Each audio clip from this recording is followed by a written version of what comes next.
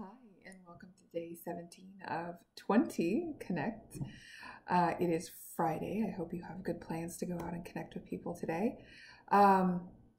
Today, I would like to discuss empathy versus sympathy and I'm sorry versus making amends. So the first is empathy versus sympathy, and I'm going to put in the links below a really wonderful 2.5-minute segment that Brene Brown does on empathy versus sympathy, her illustration of it. She does a wonderful job. She studies shame, and I had an ex of mine that turned me on to her, and she's got some wonderful material out there, and I may share some of the books and stuff that I've read over the years that have really helped me. But Brene Brown is fantastic. So empathy versus sympathy. In Brene's example, she's referring to empathy as connection and sympathy as disconnection. So empathy would be, oh, I see or I hear, I recognize that you're in pain. I've been there before. I'm here for you. I can sit with you, or I've experienced that, so I can relate to that. And sometimes it even, involves sharing of yourself, sharing of your own experience, in being able to connect with that other person. Sympathy is often, oh, that looks really bad, or that sounds awful, and then trying to fix it instead of trying to connect with somebody, trying to, I feel bad about your situation. Let me see if I can make it better. Or I feel bad about your situation. It's easily fixable. Sympathy is not about connecting with somebody. It's not about relating to them. It's just about like, oh, that's really bad. And in a lot of cases too, it's really funny to see somebody who's very uncomfortable being around somebody else who's in pain. And I can empathize with that because I've been there. I've been that person who was like, oh, you're crying. Let me get you some tissues. What do I need to do in order to make this stop? And, now, thank goodness, I understand. I understand because I've been in pain before, and I've needed to cry, and I've had people who have set the example for me and sat with me and were present. And now I've been able to do that for other people. I remember a specific time when I was sitting with a mother whose son was going through a really scary time, really like life and death, suicide-ish scary time. And I remember her crying and apologizing to me. I had, taken some time off to go stay with her because she was by herself at the house. And I remember, I'm just so grateful for those moments. And I remember just holding her hand and looking at her and saying, this is scary. This is sad. You being scared and you crying, that's a normal reaction. So there's nothing to apologize for that. So empathy itself, again, is, can I put myself in somebody else's shoes? So those days, and I find it really funny because I think, God and the universe like to give me little examples. So, perhaps I'm driving behind somebody one day and, they're doing that thing where they're driving really slow and they're looking to read the road signs and you can tell they don't know where they're at. And they've had their blinker on for like 2 miles.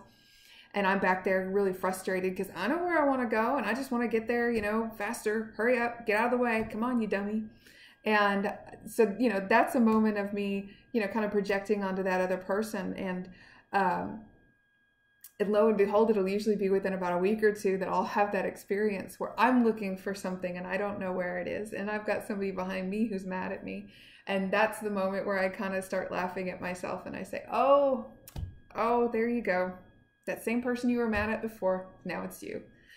Because we all are. We are connected. We have similar experiences and similar feelings, and the details are different. But when I can tap into that place of empathy, particularly in my relationships with other people, if my position and your position are far apart, but I can actually set my position and my desire to be right aside and sit and listen to you and maybe empathize, maybe some of the reasoning that you have for reaching the decision or having the reaction that you have, maybe it's something that I've experienced before. Or maybe if I can sit and say, okay, I don't need to fix this. I don't need to make you agree with me. I just need to listen, because maybe if I understand your reasoning, then I can empathize with you and we can connect on this, and maybe we can be a little closer to what the resolution is. So that's empathy versus sympathy for me. It's me recognizing that feeling that someone else is feeling in myself, that I felt that before, and sharing that with them and being able to sit and say, I'm with you. The other is I'm sorry versus amends. So I'm sorry to me now doesn't carry a lot of weight. I'm sorry is, I'm sorry, my bad. And I used to be a chronic apologizer. I apologized all the time for all sorts of things. Sometimes things that I didn't, weren't even my place to apologize for. I shouldn't have been. It was inappropriate. So I'm sorry doesn't carry a lot of weight for me anymore. What does carry a lot of weight for me is amends. And amends is me recognizing that I have done something that, I usually do the best that I can with the information that I have at the time. But sometimes I'm human and I do things that, are mean or thoughtless or, not a lot of forethought to the consequences or anything like that. And in doing so, I hurt somebody else. So amends for me is recognizing that I have hurt you or I have done wrong by you. And I need to, one, acknowledge that. And then I need to change my behavior so that I don't do it again. So making an amends to me isn't just, oh, my bad, sorry about that. Making an amends is I acknowledge that I need to do, I know better and I will do better in the future. And one of the things that just occurred to me recently is we have a tendency as human beings, the way that we express love is the way that we recognize love, or the way that we see, I'm sorry or amends expressed is the way that we recognize somebody else's, respecting and honoring our feelings. And I forget sometimes that some people are looking for an I'm sorry and don't understand that for me that doesn't mean as much, but for them it may. And I forget those things sometimes. Again, this is empathy for me. This is my process of how I go through things and try and keep my relationships clean or repair my relationships when something has happened.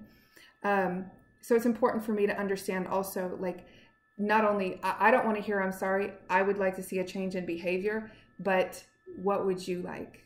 Let me listen to your experience and take that into account when considering my behavior in the future. How do you feel loved? How do you feel honored? So thank you very much for spending some time with me today, and happy Friday. Take care.